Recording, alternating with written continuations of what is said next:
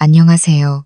저는 오늘 여러분께 조금은 아프고 또 조금은 지독하게 현실적인 한 여자의 이야기를 들려드리려 합니다. 우리 주변 어디에나 있을 법한, 어쩌면 지금 이 순간 누군가는 겪고 있을지도 모를 그런 이야기죠. 삶의 비극은 때로 가장 행복해야 할 순간에 그 민낯을 드러내곤 합니다. 산부인과 병동의 소독약 냄새가 아직 코끝을 맴돌던 그날, 제가 마주했던 그 차가운 진실 속으로 여러분을 초대합니다. 지옥 같았던 진통 끝에 아이를 낳고 병원에서 퇴원해 집 앞에 도착했던 그날의 공기를 저는 평생 잊지 못할 겁니다.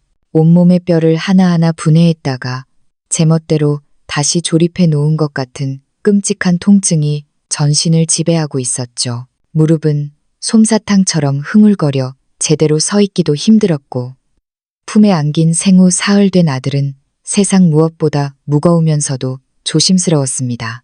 아스팔트의 열기가 채식지 않은 도로 위에서 택시가 멈춰섰을 때 저는 덜덜 떨리는 팔로 아이를 고쳐 안았습니다. 이마에서는 식은땀이 비 오듯 흘러 귓가를 타고 내려갔고 숨을 크게 들이마시는 것조차 조심스러웠습니다. 조금이라도 복부에 힘이 들어가면 제왕절개 수술 부위가 날카로운 칼로 다시 베어내는 것처럼 타들어가는 고통이 느껴졌으니까요. 기사님, 죄송하지만 제가 몸이 좀 안 좋아서요. 내리는데 2분만 기다려 주실 수 있을까요? 기사님은 백미러로 제 창백한 얼굴을 보더니 직접 차문을 열고 나와 제 팔꿈치를 부축해 주셨습니다.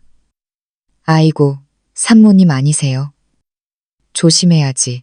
애 낳고 나서는 찬바람 한 점도 무서운 법인데 천천히 내려요. 천천히.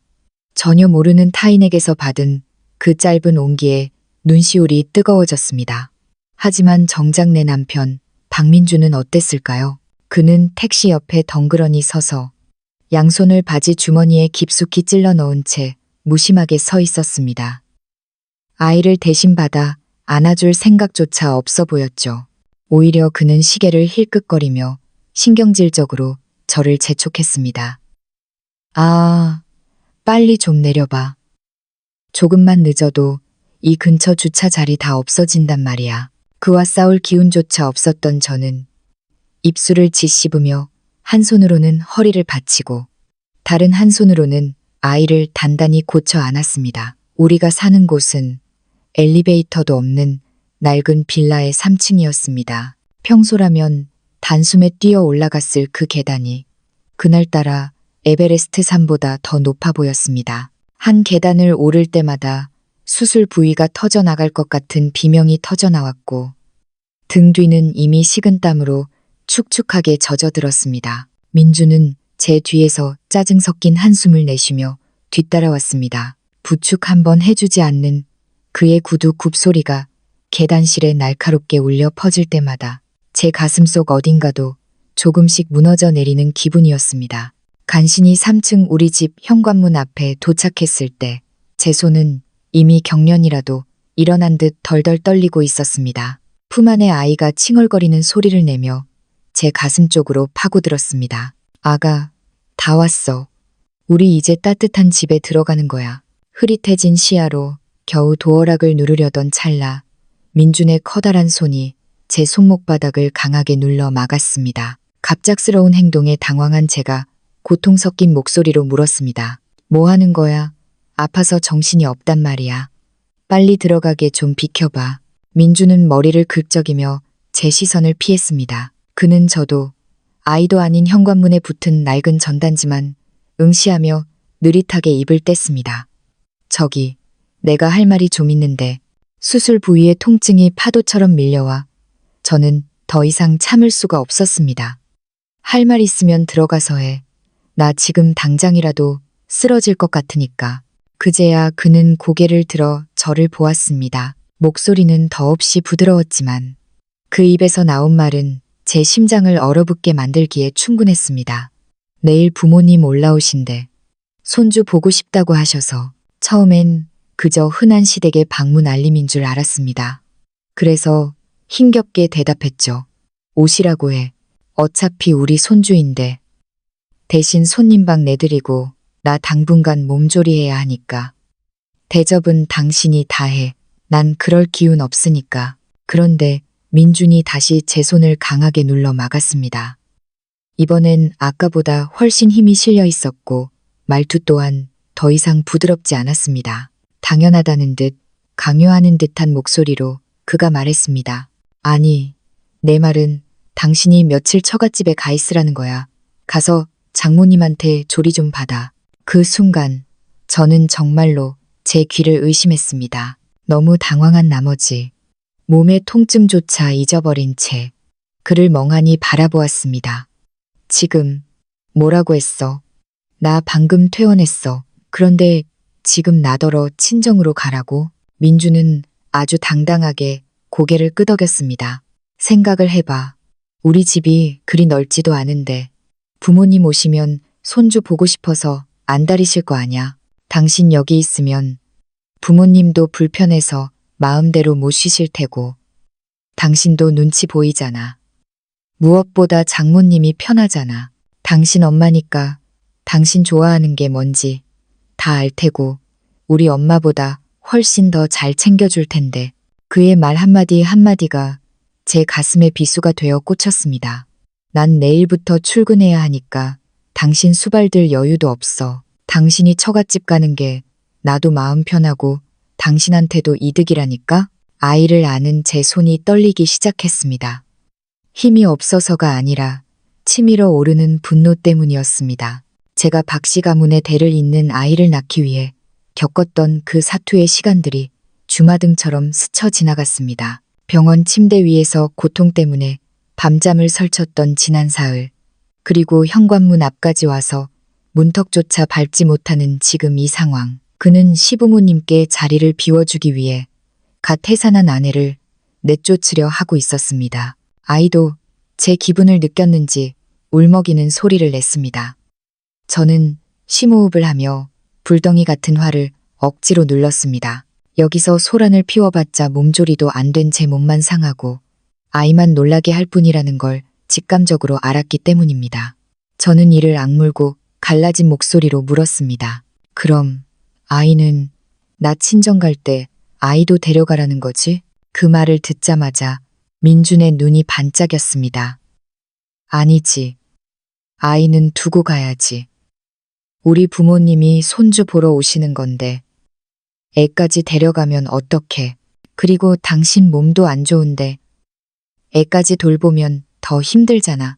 여기 두고 가면 내가 퇴근해서 보고 낮에는 부모님이 봐주실 텐데 얼마나 좋아. 가슴 밑바닥에서 차가운 실소가 터져 나왔습니다. 결국 그의 목적은 이것이었습니다. 며칠간 산모를 내쫓고 그들 가족끼리 아이를 전유하며 우리 집 강아지라며 축제를 벌이겠다는 속셈이었죠. 내가 10달 동안 품어 목숨 걸고 낳은 내 자식을 낳자마자 생이별 시키겠다는 그 잔인함에 치가 떨렸습니다. 당장이라도 아이를 그의 품에 집어 던지고 당신이 인간이냐고 소리치고 싶었습니다. 병원에서 제가 고통에 울부짖을 때 그는 도대체 어디서 무얼 보고 있었는지 묻고 싶었습니다. 하지만 품 안에서 꼼지락거리는 아이의 쭈글쭈글한 작은 얼굴을 보니 차마 말이 떨어지지 않았습니다. 여기서 싸우면 이웃들에게 웃음거리가 될 뿐이고 그는 저를 예민하고 몰상식한 산모로 몰아 시부모님께 고자질할 것이 뻔했습니다. 저는 입술을 짓씹으며 고개를 끄덕였습니다. 알았어. 친정 갈게. 대신 옷이랑 기저귀, 분유 같은 건 챙겨야 하니까 잠시만 들어가자. 민주는 기다렸다는 듯 얼굴에 환한 미소를 띄우며 도어락을 열었습니다. 그렇지, 당신이 역시 말이 잘 통한다니까. 빨리 들어가서 챙겨. 내가 애 봐줄게. 그가 아이를 받아 안으려 손을 뻗었지만 저는 몸을 비틀어 피했습니다. 아니, 내가 안고 있을게. 당신은 침대 밑에서 캐리어 좀 꺼내줘.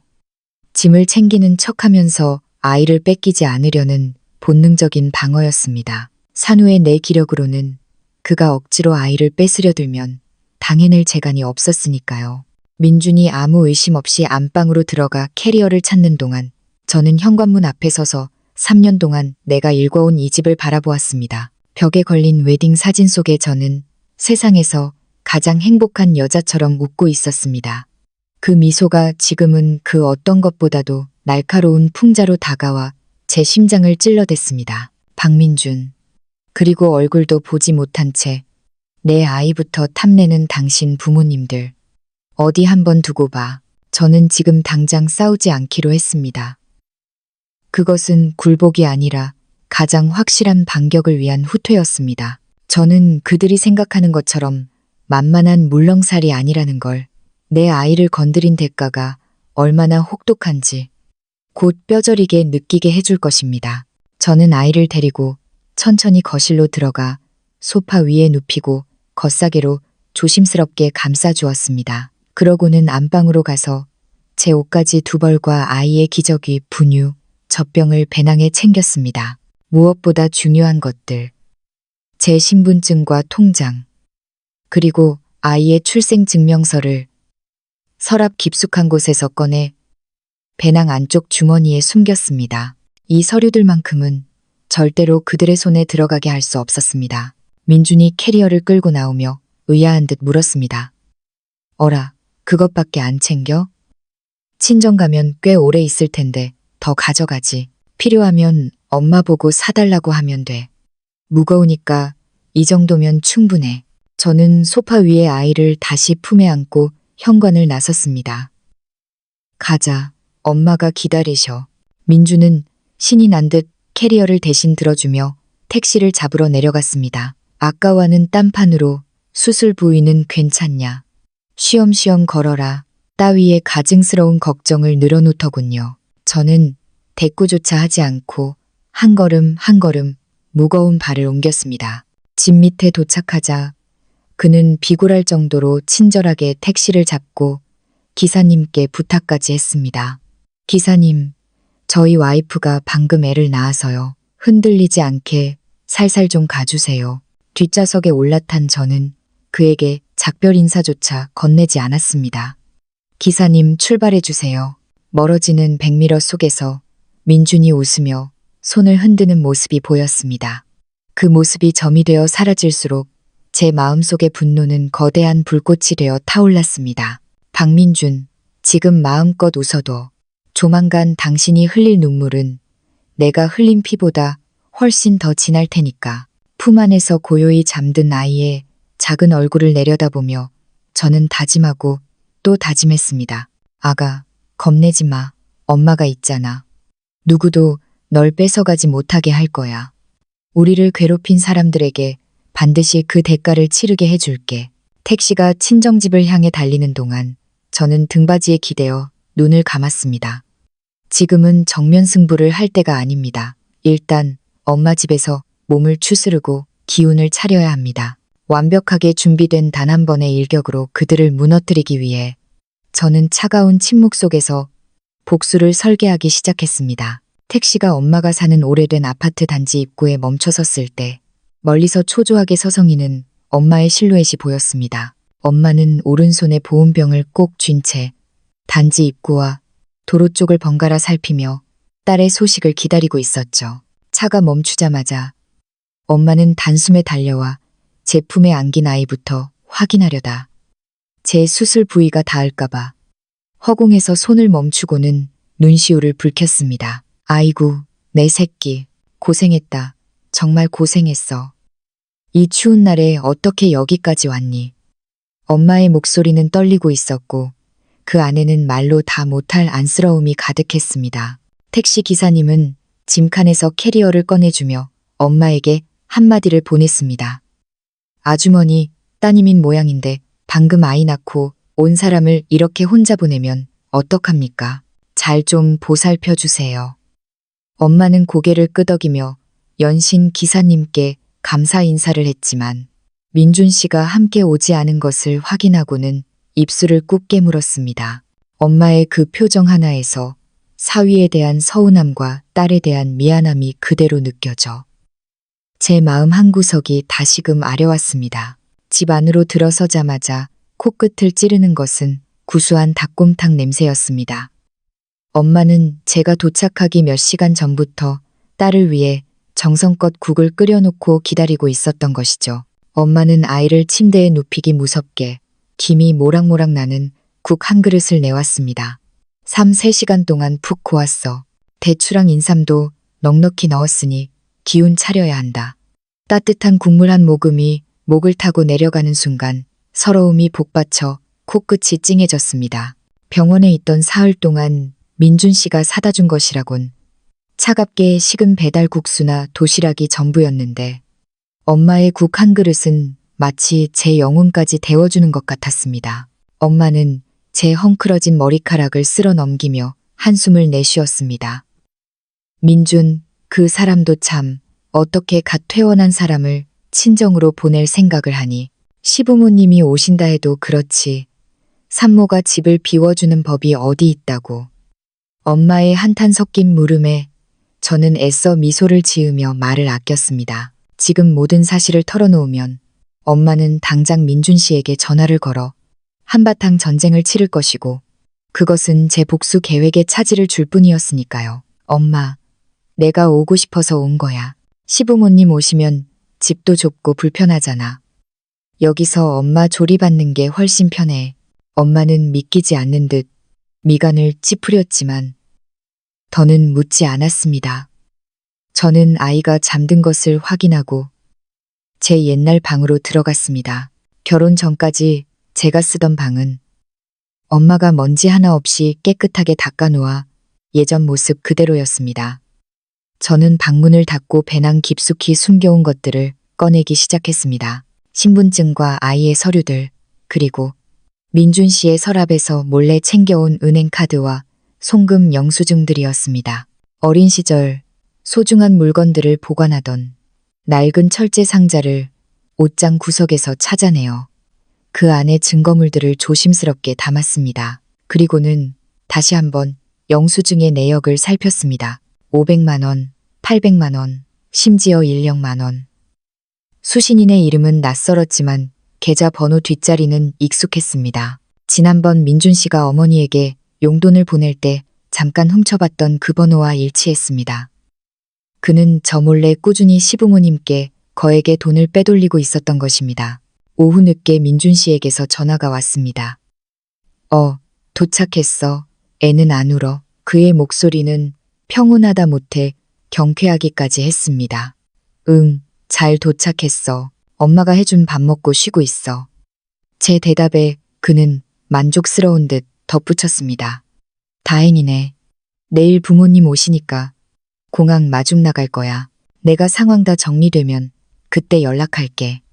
상황 정리라는 말은 결국 시부모님이 손주를 독차지하고 즐길 시간을 충분히 갖겠다는 뜻임을 저는 너무나 잘 알고 있었습니다. 전화를 끊고 저는 고등학교 동창이자 은행에서 근무하는 나영이에게 연락을 취했습니다.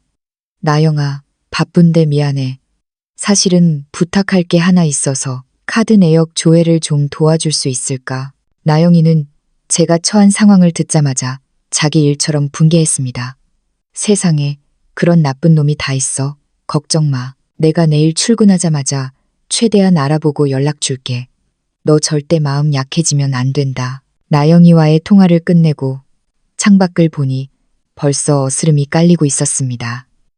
어둠이 짙어질수록 제 결심 또한 더욱 단단해졌습니다. 민준 씨는 제가 아무것도 모른 채 친정에서 순순히 기다리고 있을 거라 믿고 있겠지만 그는 모르고 있습니다. 제가 이미 그의 가장 치명적인 비밀을 손에 쥐었으며 이 조용한 친정집방 안에서 그의 가식적인 평화를 무너뜨릴 준비를 시작했다는 것을요. 다음 날 아침 창틈으로 스며든 겨울 햇살이 아이의 보드라운 뺨 위로 부서져 내렸습니다. 간밤에 엄마가 정성껏 끓여준 미역국 덕분인지 수술 부위의 통증도 한결 가라앉은 기분이었습니다. 하지만 그 평화는 그리 오래가지 않았습니다. 머리맡에 둔 휴대폰이 날카로운 진동음을 내며 정막을 깨뜨렸습니다. 화면에는 저장되지 않은 낯선 번호가 떠 있었지만 직감적으로 누구인지 알 수 있었습니다. 여보세요. 나다. 지영아. 나 내 시어머니다. 수화기 너머로 들려오는 시어머니 오지은 씨의 목소리는 여전히 날이 서 있었습니다. 너 지금 제정신이니? 사돈어른도 계신데 시어머니인 내가 전화하면 어머니라고 먼저 불러야 하는 거 아냐? 예의라곤 눈꽃만큼도 없구나. 저는 입술을 깨물며 담담하게 대꾸했습니다. 무슨 일이세요? 무슨 일이냐니? 우리랑 민준이는 어제 도착해서 이미 집에 와 있다. 그런데 애 엄마라는 게 집을 비우고 친정에 가 있어? 도대체 언제 돌아올 작정이야? 우리가 손주 보고 싶어서 여기까지 온 거 안 보이니? 시어머니의 목소리는 점점 높아졌습니다. 수술 부위가 아직 아물지 않았어요. 여기는 엄마가 계시니까 조리하기가 훨씬 편해요. 몸 좀 추스르고 나서 다시 얘기해요. 제 말에 시어머니는 기다렸다는 듯 쏘아 붙였습니다. 조리는 무슨 조리? 집이 친정보다 훨씬 편하지. 우리랑 민준이가 있는데 우리가 애를 안 봐주겠니? 네. 친정어머니는 나이도 많으신데 무슨 기운이 있다고 애를 봐. 그리고 그 아이는 우리 박씨 집안의 귀한 장손이다. 남의 집친가 뿌리가 외가에 계속 머물러서 되겠어? 남들이 알면 우리 집안을 얼마나 비웃겠니? 그 말에 가슴속에서 뜨거운 불덩이가 치밀어 올랐습니다. 내가 10달 동안 품어 목숨 걸고 낳은 내 자식을 박씨 집안의 물건 취급하는 그 태도에 치가 떨렸습니다. 어머니, 그런 말씀 마세요. 저희 엄마는 밤새 잠도 못 주무시고 아이 기저귀 갈아주시고 분유 데워주세요. 제가 여기 있는 건 제 몸을 위한 선택이에요. 어머니는 저를 걱정해서 오라고 하시는 거예요. 아니면 손주 보느라 제가 수발들길 바라시는 거예요. 제 당돌한 물음에 시어머니는 당황한 듯 말을 더듬다가 이내 소리를 질렀습니다. 이게 어디서 말대답이야. 너 지금 친정 믿고 기어오르는 거냐? 당장 안 돌아오면 민준이 시켜서 억지로라도 데려오게 할 줄 알아. 전화를 끊고 나서도 손이 덜덜 떨렸습니다. 1시간쯤 지났을까? 이번에는 시아버지 박영수 씨에게서 전화가 왔습니다. 평소 과묵하던 분이었지만 수화기 너머의 목소리는 엄격하고 위압적이었습니다. 지영아, 나다. 너에 대한 실망이 크구나. 시어머니가 그렇게까지 말했으면 도리를 지켜야지. 언제까지 친정 뒤에 숨어 있을 거냐? 내 친정 어머니는 나이가 많아 조심성이 없으니 아이에게 무슨 일이라도 생기면 누가 책임질 거냐. 당장 짐 싸서 돌아와라. 경륜 있는 내 시어머니가 돌보는 게 훨씬 낫다. 저는 참지 않고 맞받아쳤습니다. 아버님, 저희 엄마는 밤에 아이가 3번 깨면 3번 다 일어나서 돌보시는 분이에요. 저보다 더 세심하게 아이를 살피시는데 조심성이 없다니요. 어머님은 오신 뒤로 제 안부 전화 한 통 하신 적 있으세요? 아이 기저귀 한 팩이라도 사오셨나요? 그런 말씀하실 자격 없으세요. 전화를 끊어버린 제 가슴은 분노로 요동쳤습니다. 그때 나영이에게서 메시지가 도착했습니다. 문서 파일에는 민준 씨의 계좌 내역이 낱낱이 기록되어 있었습니다. 지난 반년 동안 그가 몰래 빼돌린 돈은 무려 5억만 원에 달했습니다. 대부분이 시어머니 계좌로 흘러들어갔고 최근에는 동생의 최신형 스마트폰 구입비로 100만 원이 넘는 돈을 송금한 기록도 있었습니다. 제가 임신 중 검사비를 아끼려 전전긍긍하고 출산 후 병원비조차 제 적금을 깼을 때 그는 가족들에게 돈잔치를 벌이고 있었던 것입니다. 점심 무렵 갑자기 현관문을 부술 듯한 거친 소음이 들려왔습니다. 쾅!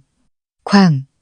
쾅! 공포스러운 소리에 잠들었던 아이가 자지러지게 울음을 터뜨렸습니다. 엄마가 문을 열자마자 시부모님이 막무가내로 밀고 들어왔습니다. 시어머니는 거실로 달려 들어오더니 제 품에 안긴 아이를 낚아채려 했습니다. 내 손주 내놔. 당장 우리 집으로 데려가야겠다. 어머니, 뭐 하시는 거예요? 아이 놀라잖아요. 저는 몸을 비틀어 아이를 보호하며 소파 구석으로 물러났습니다. 시아버지는 거실 한가운데 서서 삿대질을 하며 호통을 쳤습니다. 이건 우리 박씨 집안 피부치다. 우리가 데려가는 건 당연한 천륜이야. 어디서 감히 막아서느냐. 저희 엄마가 시어머니를 막아서며 소리쳤습니다. 이게 무슨 행패입니까? 갓 해산한 사람 집에 들어와서 애를 뺏어가다니요. 당장 나가세요. 비켜. 이 여편네야. 당신 딸 교육이나 잘 시켜. 시어머니는 엄마를 밀치고 다시 저에게 달려들었습니다. 소란스러운 소리에 이웃집 김 아주머니와 맞은편 최 씨 할아버지가 뛰어들어왔습니다. 아니, 이게 무슨 일이야. 대낮에 남의 집에서 애를 뺏으려 들다니. 김 아주머니가 시어머니의 팔을 붙잡아 떼어냈습니다. 최 씨 할아버지도 엄한 표정으로 시아버지를 꾸짖었습니다. 어르신, 아무리 시어른이라도 이건 법적으로 엄연한 가택 침입이고 약취 유인 시도예요. 애 우는 거 안 보이쇼? 이웃들의 개입에 기세가 꺾인 시부모님은 씩씩거리며 물러났습니다. 시어머니는 현관문을 나가면서도 도끼 서린 눈으로 저를 노려보았습니다. 오지영, 너 오늘 일 후회하게 해주마. 네가 우리 손주를 숨길 수 있을 것 같아? 내일도 모레도 올 테니 각오해라. 그들이 폭풍처럼 휩쓸고 간 자리에는 아이의 가느다란 울음소리만 남았습니다. 저는 떨리는 손으로 아이를 고쳐 안으며 결심했습니다. 더 이상의 인내는 무의미하다는 것을요. 저는 이제 나영이가 보내준 확실한 증거를 들고 민준 씨를 향한 마지막 경고를 준비해야 했습니다.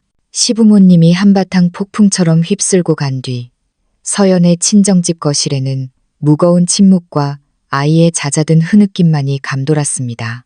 창밖은 여전히 평화로운 오후의 햇살이 비치고 있었지만 서연의 마음속은 이미 차가운 결전의 전장으로 변해 있었죠. 서연은 떨리는 손으로 아이의 등을 토닥이며 침대 머리맡에 놓아두었던 서류 가방을 열었습니다. 그 안에는 나영이가 보내준 남편 민준의 비밀 계좌 내역과 지난 몇 년간 서연이 가게를 꾸리며 꼼꼼히 모아둔 영수증들이 도끼 서린 증거처럼 놓여 있었습니다. 서연은 더 이상 숨지 않기로 했습니다. 그녀는 먼저 지역 커뮤니티 센터, 주민센터의 조정위원을 찾아갔습니다. 인자한 인상의 장 주임은 서연이 내미는 증거 자료들과 시부모님의 난동 장면이 담긴 녹화 영상을 보며 깊은 한숨을 내쉬었습니다. 세상에 갓 해산한 산모에게 이럴 수가 있나요? 이건 단순한 가족 문제가 아닙니다. 명백한 괴롭힘이자 정서적 학대예요. 장 주임의 그 한마디는 서연이 지난 며칠간 느꼈던 죄책감과 서러움을 씻어주는 유일한 구원이었습니다. 주민센터의 중재로 민준과 시부모님이 한자리에 모였습니다. 서연은 떨리는 마음을 다잡으며 그들 앞에 섰습니다. 민준은 여전히 고개를 숙인 채 바닥에 타일 무늬만 새고 있었고 시부모님은 우리가 뭘 잘못했느냐며 적반하장으로 목소리를 높였습니다. 그때 서연이 붉은 펜으로 선명하게 표시된 은행 거래 내역서를 테이블 위에 내던졌습니다. 이게 뭔가요, 민준 씨?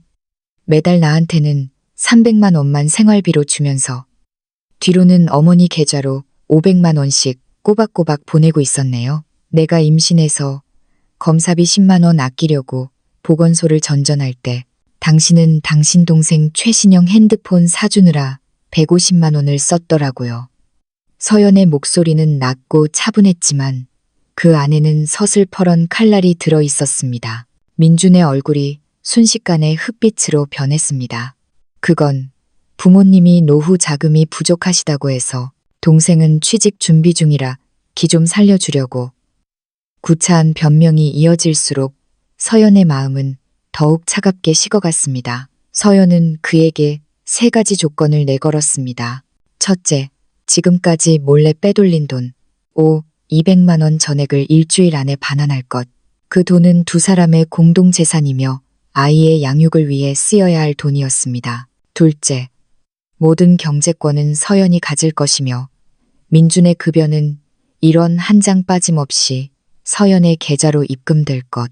셋째, 시부모님과 시동생은 서연의 허락 없이 절대 집에 발을 들이지 말 것. 만약 한 번이라도 선을 넘는다면 그 즉시 이혼 소송과 함께 형사 고소를 진행하겠다는 최후 통첩이었습니다. 시어머니 지은 씨가 발끈하며 소리를 질렀습니다. 네가 감히 우리 아들 돈을 다 뺏어가겠다고? 이게 어디서 못된 것만 배워와서. 하지만 서연은 눈 하나 깜짝하지 않았습니다. 오히려 옆에 서 있던 장 주임이 엄중하게 경고했습니다. 어머님, 지금 이 대화 내용 전부 기록되고 있습니다. 며느님에게 한 번만 더 폭언하시면 바로 경찰 부르겠습니다. 결국 기세에 눌린 시부모님은 마지못해 사과문을 작성하고 조용히 물러났습니다. 민준 역시 서연 앞에 무릎을 꿇으며 눈물로 용서를 빌었죠. 하지만 서연은 알고 있었습니다. 이것은 끝이 아니라 시작일 뿐이라는 것을요. 그녀는 민준의 눈물을 믿지 않았습니다. 대신 나영이에게서 걸려온 전화를 확인했습니다. 서연아, 그 나쁜 놈이 친구 계좌에 숨겨놓은 3억만 원 더 찾아냈어. 지금 바로 내 계좌로 이체시킬 준비 끝났으니까 사인만 해. 서연은 창밖의 차가운 겨울바람을 느끼며 작게 미소 지었습니다. 자신이 지켜야 할 것은 더 이상 이 깨져버린 가정이 아니라 품 안에서 숨쉬는 어린 생명과 무너진 자신의 자존감이었습니다.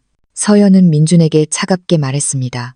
당신에게 준 3일의 시간, 그게 당신 인생의 마지막 기회야. 허튼 짓 할 생각은 버려. 경찰서에서의 소동이 있은 뒤 며칠간 우리 집은 폭풍 전야와 같은 고요함이 감돌았습니다. 민준 씨는 매일 아침 저녁으로 문자를 보내왔죠. 부모님을 설득하고 있으며 그동안 몰래 빼돌렸던 돈을 반드시 찾아오겠다는 다짐이 담긴 메시지들이었습니다. 그는 시어머니가 돈을 다 써버렸다며 자식 앞세워 우는 소리를 하는 대화 캡처본까지 보내며 자신의 결백을 증명하려 애썼습니다. 저는 그저 묵묵히 지켜보았습니다. 말뿐인 사과보다는 눈에 보이는 결과가 필요했으니까요. 마침내 약속했던 사흘째 되는 날 아침, 민준 씨가 평소보다 일찍 친정집 문을 두드렸습니다. 그의 손에는 묵직한 가방 2개가 들려 있었고 그 뒤로는 고개를 푹 숙인 시부모님이 서 계셨습니다. 며칠 전 가택 침입까지 불사하며 기세등등하던 그분들이라고는 믿기지 않을 만큼 초라하고 풀죽은 모습이었습니다. 엄마는 말없이 문을 열어주었습니다. 시부모님은 거실로 들어서자마자 유모차에 앉아 옹알이를 하는 아이에게 눈길을 떼지 못했습니다. 시어머니는 아이를 만져보고 싶은 듯 손을 뻗었다가도 제 눈치를 보며 슬그머니 손을 거두고 옷자락만 만지작거렸습니다. 이게 그동안 모은 돈이야. 민준 씨가 테이블 위에 현금 뭉치를 내려놓았습니다. 시부모님에게서 회수한 돈과 동생에게 사준 핸드폰 값을 포함한 200만 원, 그리고 나영이의 도움으로 민준 씨 친구의 계좌에서 찾아낸 3억만 원까지. 그 빳빳한 지폐 뭉치들을 보니 허탈한 웃음이 나왔습니다. 이 돈을 모으기 위해 내가 임신 중에 얼마나 많은 끼니를 대충 때우고 아이 용품 하나를 살 때마다 얼마나 망설였는지 그들은 영원히 알지 못할 것입니다. 시아버지가 먼저 무겁게 입을 뗐습니다. 지영아, 정말 미안하다. 우리가 눈이 멀어서 손주 보고 싶은 욕심에 갓 해산한 내 마음을 너무 아프게 했구나. 경찰서에서 하룻밤 꼬박 세우며 생각해보니 우리가 정말 못할 짓을 했더구나. 시어머니도 눈시울을 붉히며 말을 보탰습니다. 내가 잘못했다. 네가 우리 집안 사람인데 자꾸 밖으로만 돌리는 줄 알고 오해했어. 이 아이의 엄마는 너인데 내가 뭐라고 너를 내쫓으려 했는지. 앞으로는 절대로 내 허락 없이 너희 일에 참견하지 않으마. 저는 아이를 안아 올리며 단호하게 말했습니다. 돈은 아이의 양육비와 우리 가족의 공동 자산으로 제가 관리하겠습니다. 앞으로 아이를 보고 싶으시면 최소 하루 전에는 저에게 연락해서 허락을 받으세요. 그리고 다시는 이 아이를 박씨 집안의 뿌리라는 말로 속박하지 마세요. 이 아이는 저와 민준 씨의 소중한 아들이지 누군가의 소유물이 아닙니다. 시어머니는 품 안에서 작은 상자 하나를 꺼냈습니다. 정성스럽게 포장된 상자 안에는 아이의 건강을 기원하는 순금 100일 팔찌가 들어 있었습니다. 예전 같으면 그저 고마웠겠지만 이제는 이것이 그분들이 지켜야 할 약속의 징표처럼 느껴졌습니다. 민준 씨는 그날 이후 정말로 변한 듯 보였습니다. 그는 매월 급여 전액을 저에게 이체하고 자신이 쓸 용돈 50만 원만 남겨두기로 했습니다. 또한 모든 지출 내역을 저와 상의하며 더 이상 부모님이나 동생에게 독단적으로 돈을 보내지 않겠다고 맹세했습니다.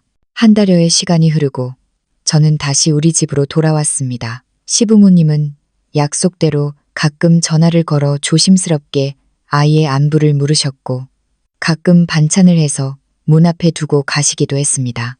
민준 씨는 퇴근 후면 가장 먼저 아이의 기저귀를 갈고 목욕을 시키며 서툰 아빠 노릇을 하려 애썼습니다. 어느덧 겨울의 끝자락, 밤은 깊어지고 아이의 고른 숨소리만이 안방을 가득 채우고 있습니다. 아이의 작은 얼굴 위로 내려앉은 달빛을 보며 저는 생각합니다. 결혼이란 그저 두 사람이 한 지붕 아래 사는 것이 아니라 서로의 경계를 존중하고 함께 울타리를 세워나가는 과정임을요. 때로는 가시 돋친 말을 내뱉고 때로는 차가운 외면을 겪었지만 이 모든 폭풍은 우리 가족이 더 단단해지기 위해 거쳐야 했던 시련이었을지도 모릅니다. 저는 더 이상 이전처럼 참고만 사는 약한 아내가 아닙니다. 나를 지키고 아이를 지키는 법을 배웠기에 저는 이제 어떤 겨울이 찾아와도 두렵지 않습니다. 저희의 새로운 봄은 이제 막 시작되고 있었습니다.